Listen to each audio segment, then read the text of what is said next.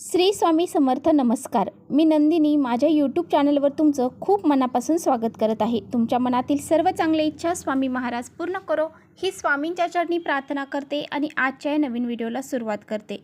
तर पहा, उद्या वार आहे शुक्रवार आणि या दिवशी आलेली आहे अक्षय तृतीया. अक्षय तृतीया ही तिथी जी आहे तर ती वैशाख महिन्यातील शुक्ल पक्षातील तृतीय तिथीला अक्षय तृतीया साजरी केली जाते. अक्षय म्हणजे ज्याचा कधीही क्षय होत नाही. म्हणजे असं मानलं जातं की या दिवशी जे काही आपण करू, ज्या काही गोष्टी चांगल्या करू, जे काही आपण खरेदी करू त्याचा कधीही क्षय होणार नाही. या दिवशी भरपूर पुण्य जर आपण कमवलं तर त्याचा कधीही क्षय होणार नाही.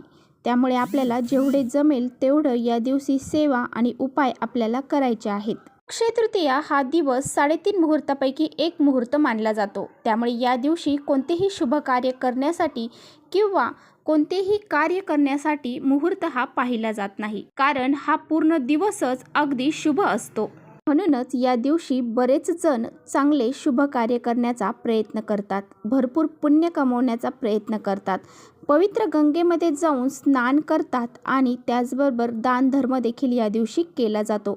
हा दिवस जो आहे तर तो पितरांना समर्पित केला जातो. त्याचबरोबर या दिवशी माता लक्ष्मी आणि भगवान विष्णू यांची सुद्धा पूजा केली जाते आणि आपल्या जीवनातील जे काही आपण पाप केलेले आहे, वाईट कर्म केलेले आहे ते दूर होण्यासाठी जर भगवंताला आपण मनोभावे नमस्कार करून श्रद्धेने आपल्या गुन्ह्यांची माफी जर मागितली तर भगवंत आपल्यावरती प्रसन्न होतात आणि आपल्याला ते जे काही आपण पाप केलेले आहे त्यापासून मुक्त करतात. म्हणूनच भरपूर असे उपाय या दिवशी केले जातात. म्हणूनच आजच्या व्हिडिओमध्ये मी तुम्हाला अतिशय प्रभावशाली उपाय सांगणार आहे. आंघोळीच्या पाण्यामध्ये आपल्याला अशी ही एक वस्तू टाकायची आहे. ही वस्तू टाकून जर आपण आंघोळ केली तर आपल्या जीवनामध्ये जी काही इडापिडा आहे, नकारात्मक शक्ती आहे, पितृदोष आहे, शत्रुपीडा आहे, वाईट कर्म आपण जर केलेले असतील किंवा वाईट भोग असतील तर ते सुद्धा दूर होऊन जातील. करणीबाधा, वास्तुदोष यासारखे दोष नष्ट होऊन जातील. इतका हा प्रभावशाली उपाय आहे. त्याचबरोबर 7 पिढ्यांचं दारिद्र्य हे देखील नष्ट होऊन जाईल. असा हा उपाय कसा करायचा आहे याबद्दलच आजच्या व्हिडिओमध्ये आपण जाणून घेणार आहोत. त्यामुळे व्हिडिओ कुठे स्किप न करता शेवटपर्यंत नक्की बघा, जेणेकरून तुमच्यापर्यंत योग्य ती माहिती पोहोचेल. आपल्या चॅनेलवर जर नवीन असाल तर चॅनेलला लगेच सबस्क्राईब करा आणि असेच माहितीपूर्ण व्हिडिओ पाहण्यासाठी बेल आयकॉनलाही प्रेस करा. म्हणजे मी जेव्हा नवीन व्हिडिओ अपलोड करेन त्याचं नोटिफिकेशन सर्वात अगोदर तुम्हाला भेटेल आणि तुम्ही एकही व्हिडिओ मिस करणार नाही. त्याचबरोबर कमेंट्समध्ये श्री स्वामी समर्थ लिहायला अजिबात विसरू नका. तर पहा, अक्षय तृतीयेच्या दिवशी स्नान आणि दान या गोष्टी करण्याला अतिशय महत्त्व दिलं जातं. जर आपण या दिवशी काही दान केलं तर स्वर्णदान केल्याचं पुण्य आपल्याला प्राप्त होत असते. त्याचबरोबर या दिवशी पवित्र गंगेमध्ये स्नान केल्याने काही आपल्यामध्ये जी नकारात्मकता आहे किंवा वाईट कर्म आपण केलेले आहे, पाप केलेली आहे, आपल्या मागे शत्रुपीडा आहे, त्या सर्व नष्ट होऊन जातात. आता बघा, प्रत्येकालाच पवित्र गंगेमध्ये जाऊन स्नान करणं इतकं शक्य होत नाही. तर त्यामुळेच ज्यांना काही अपवित्र गंगेमध्ये जाऊन स्नान करणं शक्य होत नाही त्यांनी आंघोळीच्या पाण्यामध्ये काही वस्तू टाकायच्या आहेत. तर पहा, उद्या आपल्याला सकाळी लवकर उठायचं आहे.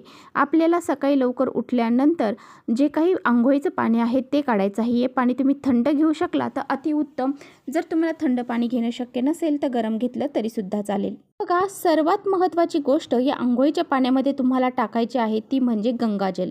तर गंगाजल जर तुमच्याकडे असेल तर तुम्ही आवर्जून गंगाजल या पाण्यामध्ये टाकायचं आहे. नसेल तर एखाद्या शॉपमध्ये जाऊ शकता जिथे तुम्हाला पूजेचं साहित्य भेटतं.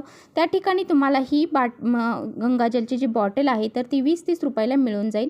ती तुम्ही एकदाच घरी घेऊन आले तर ती तुम्हाला बऱ्याच दिवस जाईल. चम्मचभर गंगाजल तुम्ही आंघोळीच्या पाण्यामध्ये टाकायचं आहे. त्याचबरोबर आपल्याला खडे मीठ जे आहे तर ते सुद्धा आपल्याला आंघोळीच्या पाण्यामध्ये टाकायचं आहे. खडे मीठ हे लक्ष्मीचं प्रतीक मानलं जातं. त्याचबरोबर खडे मीठ जर आंघोळीच्या पाण्यामध्ये टाकले तर नकारात्मकता, वाईट शक्ती, वाईट कर्म याचा नाश होऊन जातो. त्याचबरोबर या दिवशी आपल्याला एक पिंपळाचं पान जे आहे तर ते आंघोळीच्या पाण्यामध्ये टाकायचं आहे. पिंपळ वृक्षामध्ये आपले पित्र वास करतात. त्याचबरोबर माता लक्ष्मी आणि भगवान विष्णू देखील वास करतात. आणि बघा, अक्षय तृतीयेच्या दिवशी आपण पित्रांची सेवा करत असतो. भगवान श्री हरी विष्णू, माता लक्ष्मी यांची सेवा करत असतो. त्यामुळे असं हे पिंपळाचं पान जे आहे तर ते आपल्याला आंघोळीच्या पाण्यामध्ये टाकायचं आहे. असं केल्याने आपल्याला जर पितृदोष लागलेला असेल तो संपूर्णपणे नष्ट होऊन जाईल. पित्र आपल्यावरती प्रसन्न होऊन आपल्याला सुखी संसाराचे आशीर्वाद देखील देतील. त्याचबरोबर जर तुमच्याकडे गुलाबजल असेल तर ते सुद्धा तुम्हाला 1 चम्मचभर अंघोळीच्या पाण्यामध्ये टाकायचं आहे. तर गुलाबजल जर आपण अंघोळीच्या पाण्यामध्ये टाकले तर आपले शरीर शुद्धीकरण होते. तर तुमच्याकडे गुलाबजल नसेल तर गोमित्र जरी तुम्ही टाकलं तरी सुद्धा चालेल. आणि बघा, त्याचबरोबर तुम्हाला चिमूटभर हळद देखील अंघोळीच्या पाण्यामध्ये टाकायची आहे. तर हळद ही शुक्राशी कारक आहे, म्हणजे शुक्र ग्रह हा आपला मजबूत होईल. अंघोळीच्या पाण्यामध्ये आपण हळद टाकल्यामुळं आपला शुक्र ग्रह मजबूत होतो आणि शुक्र ग्रह हा धनाचा कारक आहे. त्याचा शुक्र ग्रह हा मजबूत असतो, त्यांच्या घरामध्ये धन हे कधीही कमी पडत नाही. त्या घरामध्ये कधीही पैशाची कमतरता जाणवत नाही. त्यामुळे तुम्हाला चिमूटभर हळद या अंघोळीच्या पाण्यामध्ये टाकायची आहे. हळदीमुळे नकारात्मकता देखील दूर होऊन जाते. त्याचबरोबर आपल्याला चिमूटभर काळे तीळ देखील अंघोळीच्या पाण्यामध्ये टाकायचे आहेत. हे तीळ आपल्याला यामुळे टाकायचे आहेत कारण या दिवशी आपले पित्र जे आहेत तर ते पृथ्वी तलावरती जागृत अवस्थेमध्ये असतात आणि काळे तीळ हे पित्रांना समर्पित असतात. आणि काळे तीळ जर आपण ह्या पाण्यामध्ये यूज केले तर आपले पित्र आपल्यावरती प्रसन्न होतात. त्यामुळे आपल्याला काळे तीळ देखील या पाण्यामध्ये टाकायचे आहेत.